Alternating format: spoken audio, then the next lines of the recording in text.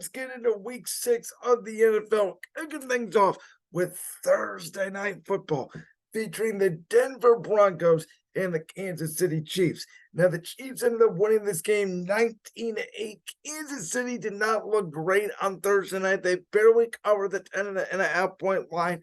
I said going into the week, I thought Denver had a good chance to cover the 10 points just because teams on Thursday night football do not usually look great. When you get players out of their routine, this is exactly what's going to happen. I'm not concerned about Kansas City. Their defense is still very good. We know offensively Mahomes is going to figure it out. They may need to go at the trade deadline and get a Chris Godwin or get a Jerry Jeudy, even though I don't think Denver would trade within their division to their division rival. I think they need one more receiver to go opposite of Travis Kelce because Kelce is great and he was getting wide open all Thursday night. Their offense this year is not explosive. They're going to have to nickel and dime you essentially all the way down the field. The good news for Kansas City is their defense is good, and Denver, I don't know what they're going to do. They're going to have to eat that cap for a year. They're going to have to move off Russell Wilson. I would not move off Jerry Jeudy or Cortland Sutton. This situation in Denver is almost like the situation we had in Tampa. Obviously, Tom Brady leagues, they bring in Baker Mayfield. There was a lot of questions of, do they move off some of their defensive pieces? Do they move off Mike Evans? Do they move off Chris Godwin? To this point, they have not. I think, if Denver's trying to get a quarterback, you want as many weapons for that quarterback as possible. They have a good left tackle in Garrett Bowles. They need to use, free agency and the draft to upgrade their defensive pieces. But I think Sean Payton has made it very clear they're going to have a new quarterback in Denver in 2024. Broncos country, it is over for Russell Wilson. Now, Baltimore looked very good now that they were able to catch the ball. They beat Tennessee 24-16. Malik Willis obviously came in for Tennessee late in the fourth quarter. When he did throw, and at times is very good, but he wasn't as decisive at getting rid of the football as you would want him to be. I'll be interested to see as Tennessee now goes on their bye what they do with Ryan Tannehill. They're 2-4. Their offense has not looked great. Do they decide to go to Malik Willis or even the kid Will Levis out of Kentucky and see what they have in him for the rest of the season? Baltimore, they flew over to London a lot earlier. It seems like teams have more success when they fly over early in the week versus later in the week. They took it to Tennessee. Lamar Jackson played very well, and they look like to me, along with Cincinnati, and Cleveland, who we're about to get to, that's a free team dogfight because I'm not going to include Pittsburgh because I don't think Pittsburgh has the offensive personnel to do it in the AFC North. How about the Browns? I called it on Thursday. I said if Watson was going to play, I'd pick the Browns. I sort of backed off it because I didn't know how well PJ Walker was going to play. But I thought the Browns came out with a plan to protect PJ Walker off the bye a lot better than they did Dorian Thompson-Robinson in that game against Baltimore. I thought the Browns defense was sensational. That was one of the best defensive performances in the history of Cleveland Browns football, and I'm not joking. What Jim Schwartz was able to do with that San Francisco offense, and I don't want to hear about San Francisco not having Christian McCaffrey, about San Francisco not having Deebo Samuel. Deebo Samuel is a wide back. He's not a great wide receiver, and running back is the least important position on the offensive side of the ball. Trent Williams being out would have been a much bigger deal. I would have gave Purdy some slack for that. Trent Williams came back in the game, and overall, I thought Purdy was just off. I thought there were times he could have hit Ayuk for big games, and he just missed them. Despite that, San Francisco had a chance to kick the game-winning field goal. A lot of that had to do with, once again, bad clock management by the Browns. PJ Walker throwing an incomplete pass and almost an interception instead of sliding and taking more time off the clock. But I thought overall the Browns played a great game. They should celebrate. They are now 3-2 now with a big showdown in Indianapolis against Gardner Minshew and the crew. Browns win it 19-17. Now, I did best bet this game. I barely covered Cincinnati. They win at 17-13. The line was 3. They obviously win by 4. Geno Smith turned back into Geno Smith. Seattle struggled in the red zone. Cincinnati struggled to move the ball in the second half, but they were able to get the victory at home. Now, Jacksonville, Trevor Lawrence went down in this game in the fourth quarter with a knee injury. That's concerning, knowing that they have a Thursday night game against the Saints. We'll have to know more of his status.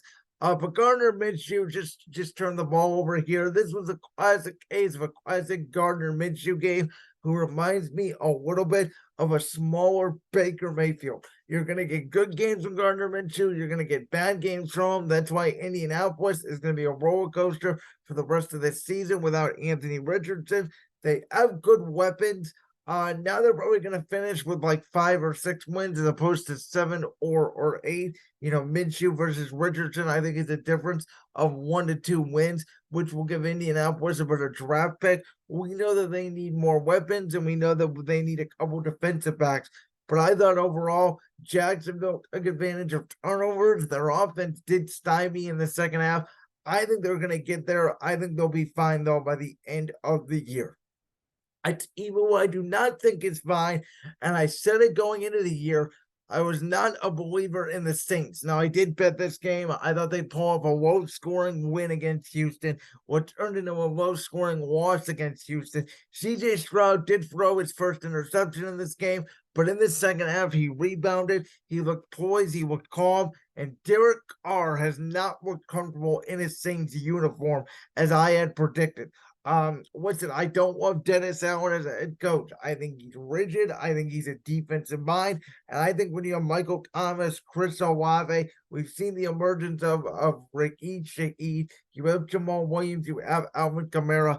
I would think you could be a lot more explosive on the offensive end, and they are just not that. Speaking of explosive, Miami takes care of Carolina. Now, Frank Reich is going to give up play calling duties. We'll see if that helps Carolina. I've been saying all year, I think the Panthers just need more weapons, even though they are 0-6, and I got them wrong this year. I thought Bryce Young would have a lot better rookie year. I'm not ready to give up on Bryce Young and Carolina yet. Adam Thielen is obviously having a great year, but they need a number 1 wide receiver. For Miami, we know when they're at home, they're not playing a very good defense.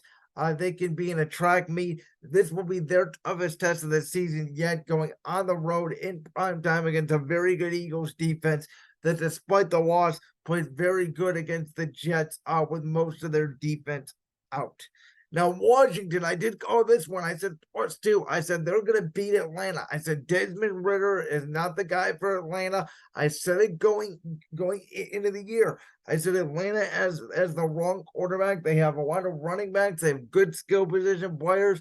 If Desmond Ridder is the guy, Atlanta is going to win 8-9 games. A lot of the Sharps loved Atlanta to potentially win the NFC South.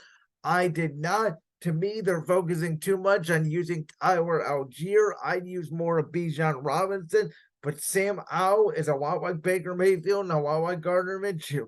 He's going to have his good days. He's going to have his bad days. That was a good day for Washington against not a very good Atlanta defense. Now, Minnesota, Chicago. Minnesota may have won this game. I was surprised at how Chicago came out flat. And then obviously the story here is Justin Fields' injury. Obviously, if he doesn't play, the season's practically over for Chicago. And I don't know how good Justin Fields is. He showed signs of being a very good quarterback. But as I've been saying here on the show, I don't feel like he is the answer for Chicago. New England is a mess. They lose 21-17 against Vegas.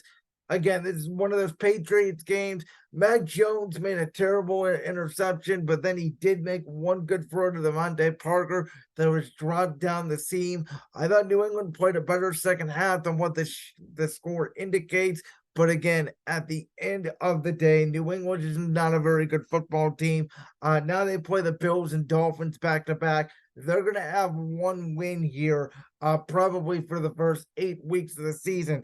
And when I said New England was the best bet on the board this year at less than 7.5 wins, I was not kidding.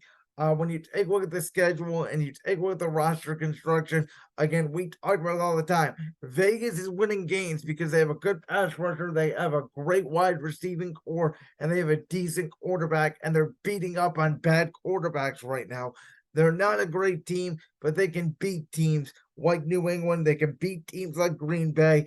I thought New England would win this game just because they know they're playing Miami and Buffalo coming up. They knew they had to get a win here, but they just do not play well offensively enough to score enough points to win games. Rams take care of the Cardinals again. Not I want to say there. We kind of knew the Rams were going to take care of it. Arizona. Detroit did not look that impressive to me. They only put up 20 points. I thought Tampa Bay gave them a good fight. But at the end of the day, the Tampa offense struggled. The Lions defense is really the story of the Lions team. Yes, they have a great offensive line. Yes, Jared Goff is playing well. But last year, that did not make a difference. The difference this year is how good the Lions are playing. And you can firmly put the Lions now as the third best team in the NFC behind Philadelphia, behind San Francisco. I think they need another year. I think they need a couple more pieces up front on the defensive line. In that secondary, maybe one more weapon to complement Amon-Ra St. Brown to be up there with Philadelphia and San Francisco. I think they're right there in that Dallas, Seattle tier right now. Philadelphia Jets, again, bad watch for Philly. It happens. 3 unfortunate bounces off turnovers. One that I thought was a fumble where Dallas Goedert caught it. It kind of flew up in the air. Listen, we know Philadelphia has not played well, though they scored more points this year for the first 6 games than they did last year. They have more yards. They are averaging, more yards a game, more yards per play. The offensive numbers look up. They're just not scoring because of the turnovers. Some of them have been on Jalen Hurts. Now, the big issue here was Lane Johnson went down. I thought that completely changed the game. We know the Jets have a good defensive line, and the Jets basically hung in there and won the game with defense, which we've seen bad teams upset good teams before. We saw Urban Meyer in Jacksonville go in there and beat Buffalo a couple of years ago. I would not be worried about it if I was a Philadelphia Eagles fan. Listen, we saw the Giants with Tyrod Taylor and no receivers and Justin Pugh coming straight off the couch, almost beat the Buffalo Bills. Obviously, the score was 14-9. Josh Allen played a good second half, and it was kind of there.